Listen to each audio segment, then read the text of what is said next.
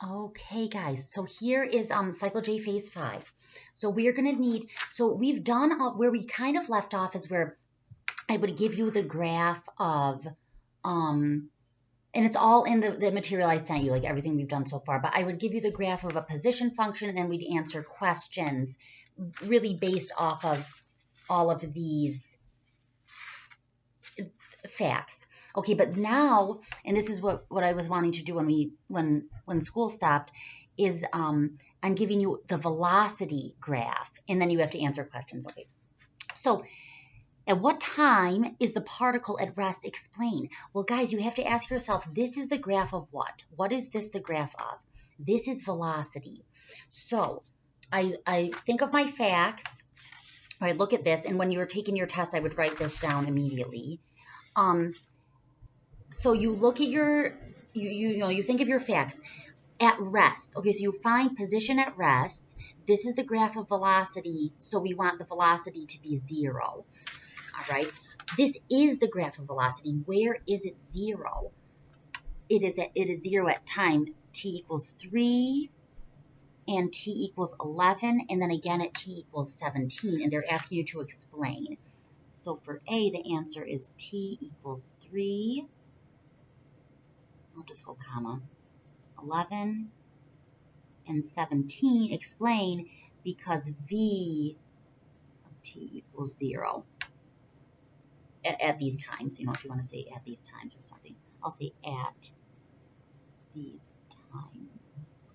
But just saying v of t is 0, I'm sure that's fine.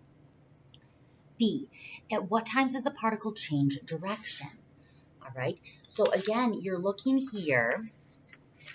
The particle needs to change direction, so we're looking for a sign change on velocity. This is the velocity graph, so we're looking for a sign change. Now, guys, just because velocity equals 0 at a certain time doesn't mean that it's going to change sign there. Because, you know, you could have a situation like, let me just grab a scrap paper. Like, if this was the velocity graph, or say that this was the velocity graph, and you had something like this, like say that's 7. Here, the velocity would be 0, but it does not change, the velocity does not change sign here because it doesn't cross the x-axis. All right, so just because velocity is 0 at a time doesn't mean that it's changing sign at that time. But in these cases, oh shoot. Actually, we can't tell at 17 because I don't show you the graph beyond it. You know, it could like bounce back up or something. So I won't include 17. They wouldn't give you something that tricky on the test though. So I'll just say t equals 3 and 11. Then I'll comma 17. Can't tell. And then they're saying explain because v of t changes sign. Sorry about the blurriness. I have to get a better camera. C. Over which intervals is the particle traveling right? Explain. So you should have, so I don't have to keep going like this, guys. You know, you should just have that in front of you, or you could bring it up on a computer or a phone or something. That is on our Google Classroom in the huge, like almost 300-page document that I sent you. That's in there. So C, over which interval is the particle traveling right? Explain. So I'm looking for the position. It's moving right or up when velocity is positive. All right, so I will say from 0 to 3, union 11 to 17, because velocity is positive or greater than 0. D, over which intervals is the acceleration of the particle positive? Explain. Oh my gosh, all right. So guys, I will show you this for this one because it's kind of tricky. Guys, when I look at this table, this physics table is not super helpful with this one. They're asking when the acceleration is positive. So I look at acceleration and I see it positive here and here. And then I look like at the stuff to the left of it, and you know, acceleration could be positive and velocity could be positive or negative, you know, and it's not really, this table is not really helping me to say looking at the velocity graph, when is the acceleration graph positive? So that's when you have to realize that acceleration is the second derivative and velocity is the first derivative. So it's really Susan's table that is helping us with this. So this is basically acceleration in the context that we're in. So acceleration, which is the second derivative, is positive when the first derivative, which in our context is velocity, is increasing. So basically, guys, you're looking at the first derivative graph. So maybe we could be like x prime like that. We're looking at the first derivative graph. The second derivative is positive when the first derivative is increasing. So I'm looking for where this is increasing. So it's increasing from 7 to 14. 7 to 14, and I'll be like, because I'll be like v of t, which is equal to x prime of t, is increasing. You don't have to make that. You don't have to make that connection for your reader. Just saying velocity is increasing is fine. Okay. E. Over which interval is the speed of the particle increasing? Explain. All right. Guys, speed increasing means speeding up. Right? So speed increasing means speeding up. So we're looking at these cases where this is speeding up. So we want velocity to be positive and acceleration to be positive, or we want both of them to be negative. Okay. So speeding up.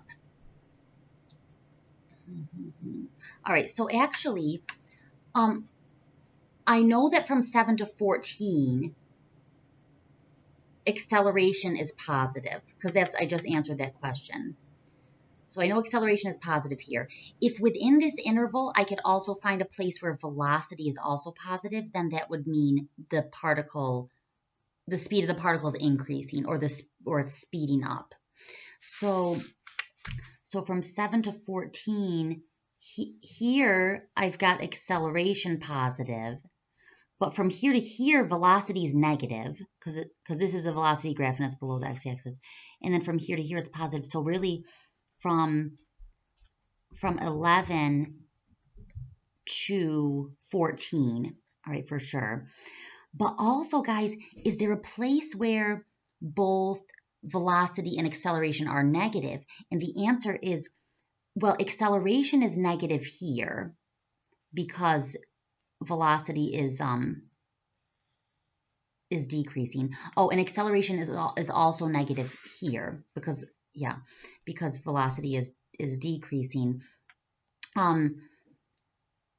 But I want both velocity and acceleration to be negative. So that would be like this portion here, because velocity is below the x-axis, and since velocity is decreasing, acceleration is negative. So the answer is from 3 to 7. And guys, if anything is ever not clear to you, text me, email me, you could call me, and I will explain it. Or rely on each other. You guys did such a great job this year of working together.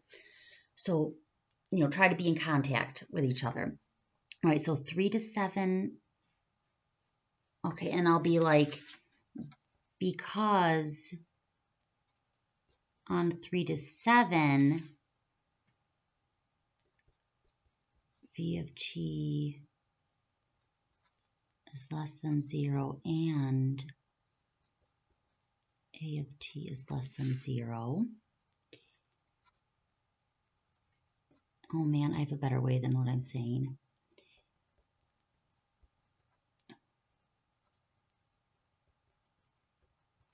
Guys, you know what would be even better? I think it would just be better to say, because velocity and acceleration have the same sign on these intervals. That is so much less writing. So I'm being super specific, on this interval, velocity and acceleration are both negative. On this interval, they're both positive, but it's just better to say, I think that they have the same sign. It's way less writing. Okay, now here's something new. Okay, so this is the velocity graph. Use a highlighter to sketch the speed graph over the velocity graph above. Guys, you need to know that the speed of a particle at any time t is the absolute value of velocity. And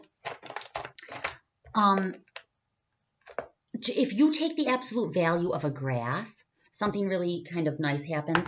If you take the absolute value of a graph, let me show you just a little demo. All right, x squared. All right, so I'm going to graph I'm going to graph x squared. Oh, shoot. All right, so zoom, standard. All right, so here's x squared. Now let me graph the absolute value of x squared. So down here, and in the absolute value, you go math. I'm just doing a demonstration here. Math over to number, and then the very first one, absolute value, x squared. So this is going to be in red. Oh, shoot. Duh, it's the same. All right, and the reason it's the same is because it's all above the x-axis. Whoops. All right, so let me modify this. All right, so I'll make this x squared minus 7. And then I'll turn this off for a minute. Okay, so now this graph has both positive and negative y values. And now let's see what happens when I take the absolute value of it. Look at that, okay? It takes the negative part and it flips it over the x-axis. So it takes all of the negative values and it makes them positive. So, guys, if this is the velocity graph, then for the speed graph, just like our calculator did with x squared, to take the absolute value of this graph, I just take the negative part and I reflect it over the x-axis. Okay, so this is going to be kind of like, this is just going to be a sketch. But so this point 4, -5, I'm going to reflect it. So it's going to be 4, +5 up here. All right, so this is going to be like up there, like 4, +5. So the y's are just going to become positive. And then this 7, -8 is going to become 7, +8. I don't know, I'm just estimating. This is going to be 7, +8.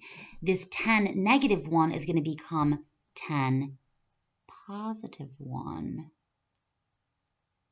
Shoot. It's hard to see. Darn it, that looks awful. All right. Okay, so here, so the graph is just going to be